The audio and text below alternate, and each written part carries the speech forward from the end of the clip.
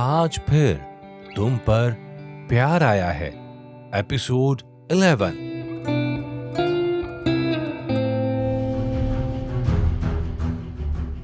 अचानक ही सब बदल गया।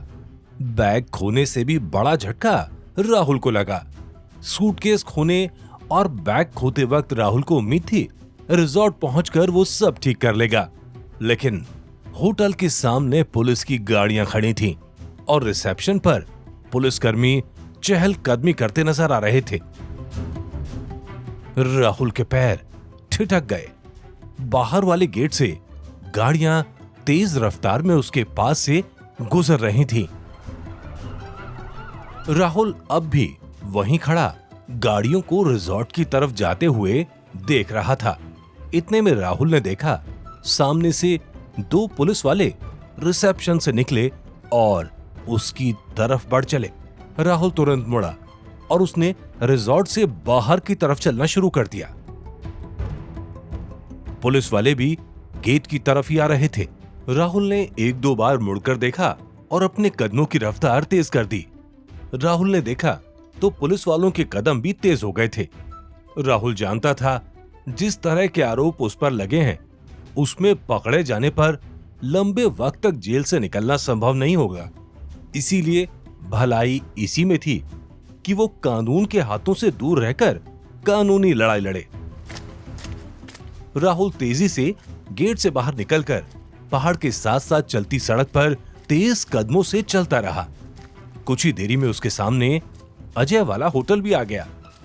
राहुल ने गेट पर रुककर आवाज लगाई, अजय, अजय, लेकिन होटल से कोई रिप्लाई नहीं आया। राहुल के पास ज्यादा देर तक रुकने का वक्त नहीं था। वो तुरंत ही होटल से आगे निकल गया। क्या पुलिस वालों को खबर अजय ने पहुंचाई है? क्या अजय उसका दोस्त था या दोस्त होने की एक्टिंग कर रहा था, या फिर पुलिस वालों को जीतू काका से सुराग मिला है, या फिर पुलिस अपने आप ही खोजती खोजती आ गई? राहुल के दिमाग में सवाल कौंध रहे थे। राहुल को कुछ समझ नहीं आ रहा था। इतने सीक्रेट प्लान पर पानी कैसे फिर गया? सामने कुछ भीड़ नजर आ रही थी। राहुल ने तुरंत प्लान किया कि वो भीड़ का हिस्सा बन जाएगा। पहाड़ी रास्ते पर मोड़ों का फायदा उठाकर राहुल दौड़ गया ताकि पुलिस वालों से दूरी बना सके। कुछ ही मिनट लगे होंगे कि राहुल भीड़ का हिस्सा बन गया। ये भीड़ मंदिर के ठीक बाहर लगी थी। मंदिर में शाम की पूजा हो रही थी। ये प्राचीन तरीके का मंदिर था। छत और खंबे लकड़ी से बने थे जिसमें शानदार नक्काशी थी। दीवारें पहाड़ों से काटे गए पत्थरों से बनी थीं। अंदर गर्भगृह में पुजारी आरती कर रहा था, लेकिन राहुल का ध्यान आरती में कम पीछे से आ रहे पुलिसकर्मियों पर ज्यादा था। वो भी उसी तरफ आ रहे थे। राहुल भीड़ के अंदर तक पहुंच गया। इतनी भीड़ में उसे देख पाना मुश्किल ही था। राहुल ने देखा पुलिसकर्मी भी आगे बढ़ रहे थे। राहुल धीरे से भीड़ से और आगे निकल गया। एक किनारे कई सारे लोगों के बीच जाकर बैठ गया। बैठे लोगों में कई साधु संत थे, कई बुजुर्ग थे। राहुल सिर झुकाकर चुपचाप बैठ गया। मंदिर में आरती खत्म हुई और लोगों की भीड़ छटने लगी। अधिकतर लोग कन्नी काट कर जा रहे थे, लेकिन एक लड़की कुछ सामान उठाकर उसी तरफ आ रही थी। लेकिन राहुल की नजरें उस लड़की पर नहीं थीं। उसके पीछे मौजूद पुलिसकर्मियों पर थीं। वो जैसे किसी का इंतजार कर रहे थे। राहुल सिर झुकाकर छिपकर बैठा रहा। इतने में सामने से आ रही लड़की ने सड़क के किनारे बने बैरियर की दीवार पर बैठे लोगों को खाना बांटना शुरू किया। एक एक साधु और बुजुर्ग को ये लड़की खाना दे रही थी। राहुल का ध्यान अब भी पुलिस वालों पर लगा था। पुलिस वालों ने मंदिर में सिर झुकाया, प्रसाद लिया। राहुल की जान में जान आई, लेकिन ज्यादा देर के लिए नहीं, क्योंकि सामने ही वो लड़कियां पहुंची थी जो बुजुर्गों को खाना बांट रही थी। राहुल को खाना देते देते उसके हाथ ठिठक गए। तुम तुम यहां लाइन में क्यों लगे हो?" उस लड़की ने थोड़ा जोर से कहा। राहुल ने उसे देखा तो देखता रह गया। मतलब शाम की लालिमा में उस लड़की के चेहरे का रंग निखर आया था।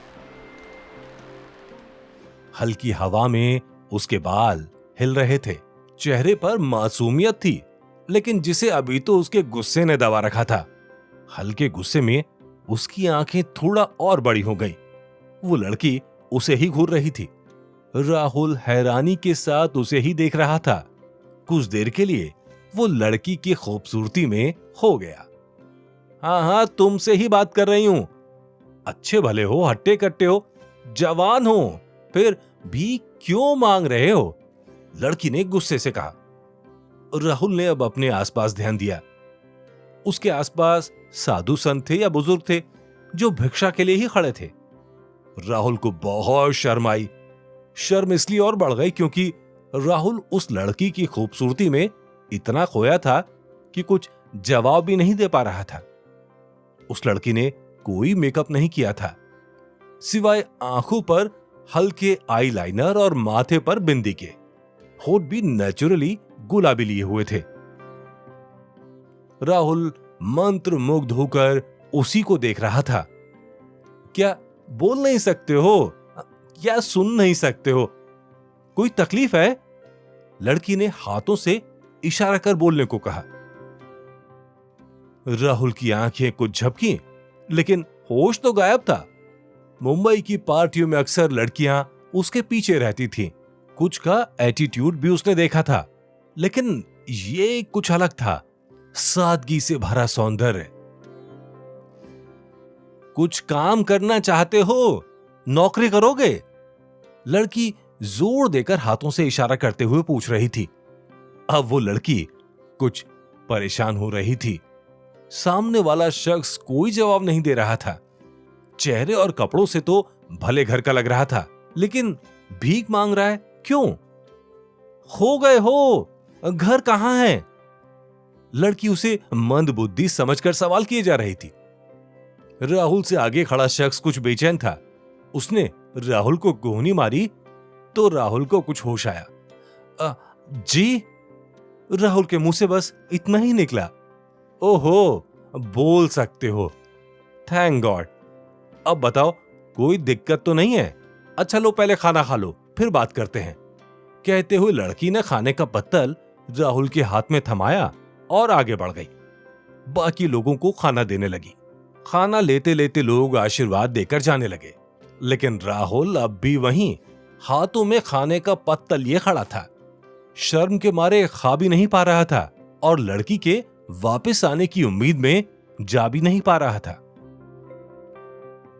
कुछ ही देर में सभी को खाना बांटकर वो लड़की वापस आई। "अब कहो, तबीयत ठीक है ना?" लड़की ने कहा। जी ठीक है," राहुल बोला। राहुल अब भी असमंजस में था। लग रहा है कोई मानसिक दिक्कत है?" लड़की ने प्यार से पूछा। नहीं नहीं, ऐसा कुछ भी नहीं है." राहुल अब उसकी आंखों में झांक रहा था। "हाँ अच्छा, तो फिर इस उम्र में भी क्यों मांग रहे हो?"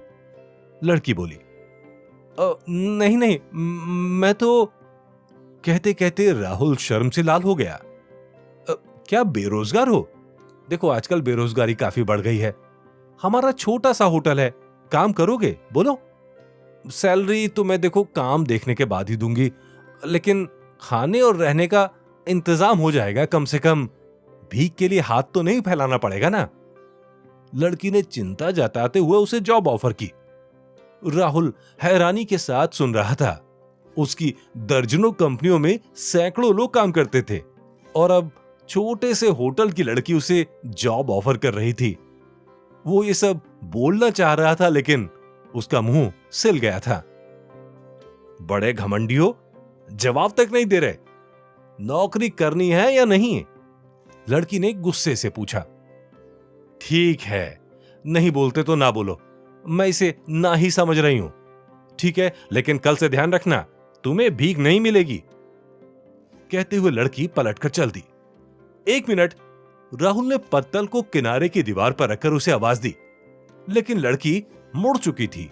वो रुकी नहीं, चल दी। 1 मिनट, सुनिए तो सुनिए, राहुल ने थोड़ा चिल्लाकर कहा और उसके पीछे पीछे चल दिया। वो लड़की रुकी और बोली, मेरी तरफ से फाइल क्लोज है, समझे?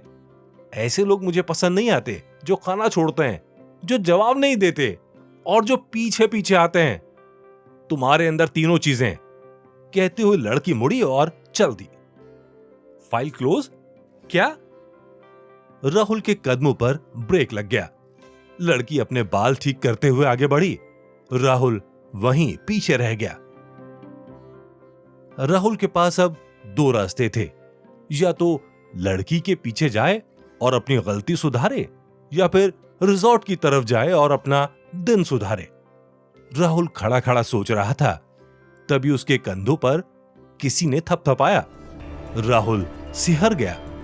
मुड़कर देखने से पहले ही उसके चेहरे पर खौफ छा गया। कहीं ये पुलिस वाले तो नहीं? उसके चेहरे पर वही खौफ था जो कामनी से बचकर भागते वक्त था। ये कौन था? जानेंगे अगले एपिसोड में।